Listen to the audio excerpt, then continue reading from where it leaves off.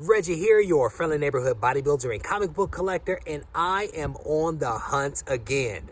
Well, after I shower and change, I'm on the hunt.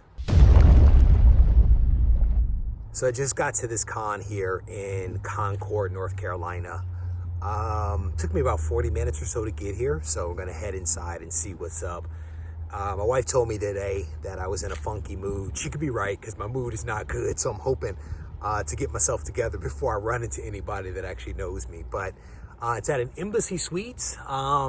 It feels like in just an old school con from back in the days. To hear cons used to take place in hotels and stuff like that. And so this definitely seems to have that type of feeling, but we'll know what's what once we get inside.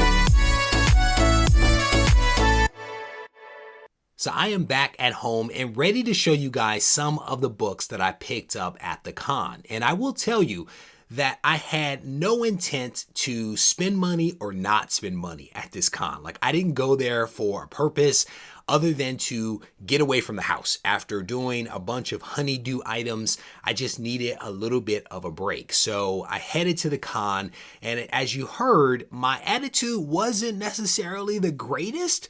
And I don't know why. I was just in a funky mood. And the very first table that I stopped at, the person recognized me. Like, literally, I am 2 minutes at the con. I am standing off to the side looking at the board from the side, and the person recognized me. And so I was like, I need to get myself together because people might actually recognize me. And sure enough, and I made the adjustment. And I ended up running into maybe a dozen people that actually recognized me. This was people that were attending the con, people that were working the con.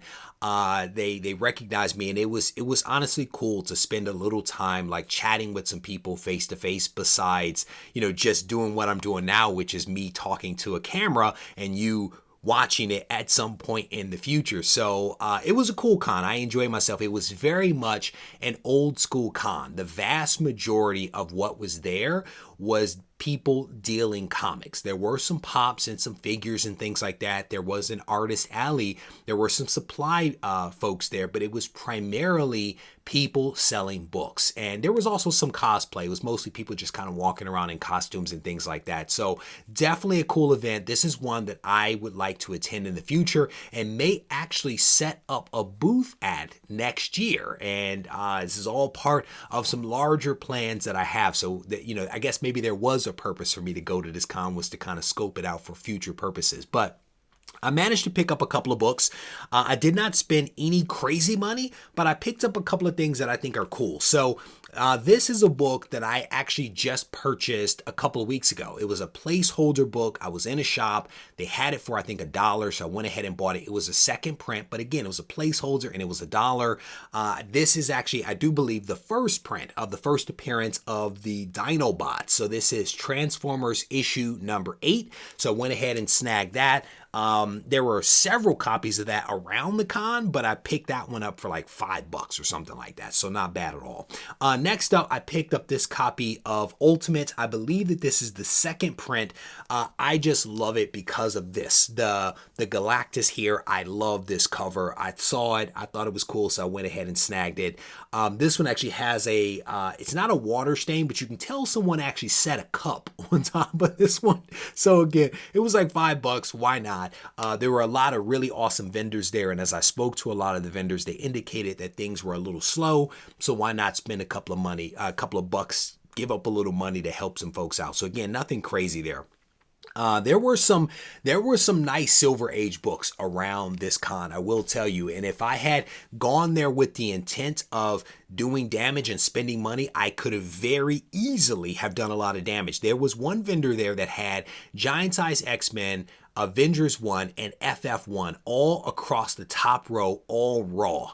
I didn't even bother to ask to see the books because, again, I didn't go there to spend money to necessarily buy big books like that. But sure enough, there were a lot of those books there. There was a vendor with Incredible Hulk 3, 4, and I think 5. I mean, there were like some decent books that I would have wanted to pick up had I gone there with that purpose. But I did see some Silver Age books that I went ahead and snagged, and I did get a DC book. Yes, I bought some DC books. This is Aquaman issue number 29, the first appearance of Ocean Master. And this is a book that I actually wanted for a while. I did a video on Aquaman several months ago, and this is one of the books that I kind of identified as one that I would want to snag if I ever saw it. Sure enough, I saw it and decided to get it. It is a lower grade copy, but that is perfectly fine. This book, as you look at it, has a lot of pressable defects in the cover. The colors pop, but it has a lot of pressable defects, which means that there's a lot of potential in this book. So I went ahead and snagged that one, and a fair price for that one. I actually picked it up. I want to say the dealer was TNT out of Atlanta, and I spent about 20 minutes just talking to the husband, wife, and the son just because I was having a good time. But I also bought this book right here. This is the first ongoing book in the self-titled series for Aquaman. And again, just a really cool book that I saw that they had that I wanted to add to the collection. This one is definitely a lower grade book as well, but the price was not terrible. It is complete, and the cover is mostly attached, but a lot of pressable defects as you look across the cover of this one. A lot of pressable defects, which means again that it has some potential for a nice press and will look great in a bag and board, or technically a Mylar and board. So just a couple of cool books that I picked up. This was again a really cool con. I ran into several people, including one guy named Regie, that walked up to me and he was like, "Hey, are you?" And I was like, "Yes, I am." And he is not the Regie that I thought he was. I thought he was 2Gs that shows up in the chat all the time, but this was a different Regie.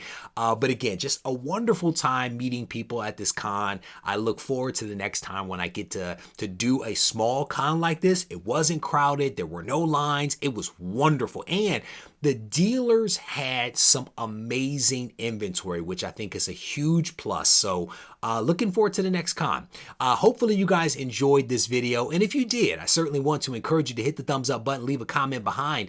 And if you haven't yet subscribed to the channel, I personally want to invite you to do that right now. Go ahead and tap that button, turn on notifications, and that way you won't miss out on any of the content that comes from my channel. If you need to reach out to me, feel free to do so on Instagram at Regie Collects. And you can also find me on Discord, link in the description. Take care.